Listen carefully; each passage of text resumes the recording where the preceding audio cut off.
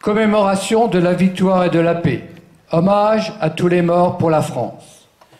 Depuis plusieurs mois, la France se remémore la première année de la Grande Guerre dans le cadre de centenaires unanimement partagés.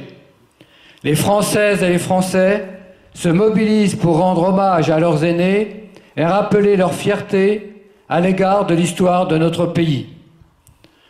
Nous nous souvenons de ce 3 août 1914, de ce tocsin qui retentit dans les villes françaises et alerte la population, de ces millions de Français qui se mobilisent. Nous nous souvenons avec respect et émotion de cette journée du 22 août 1914 qui dévoile l'horreur effroyable de la guerre, de ces 27 000 jeunes Français qui meurent au combat ce jour. Nous nous souvenons de ce 12 septembre 1914, de ce sursaut français qui redonne foi en nos combattants et en la France. Mais il nous appartient surtout, aujourd'hui à toutes et à tous, de nous souvenir de ce 11 novembre 1918, de cette paix que chacun de nos concitoyens croyait alors éternelle, du courage de nos soldats, de la volonté de notre pays, des souffrances partagées des Français durant 4 années, de la force de la République qui jamais ne plia et du triomphe de ses valeurs, de nos soldats tombés ces dernières années sur des théâtres d'opérations extérieures pour perpétuer l'héritage de leurs aînés.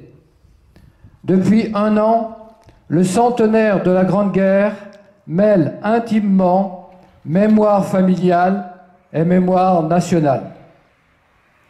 Il est vécu dans chaque commune, chaque famille, chaque foyer.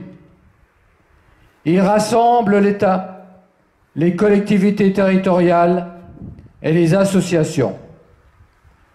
Malgré le temps qui passe et nous éloigne d'1 siècle que cette guerre a ouvert, le centenaire mobilise les anciens combattants, les jeunes et au-delà, tous les citoyens de notre pays autour de cette histoire.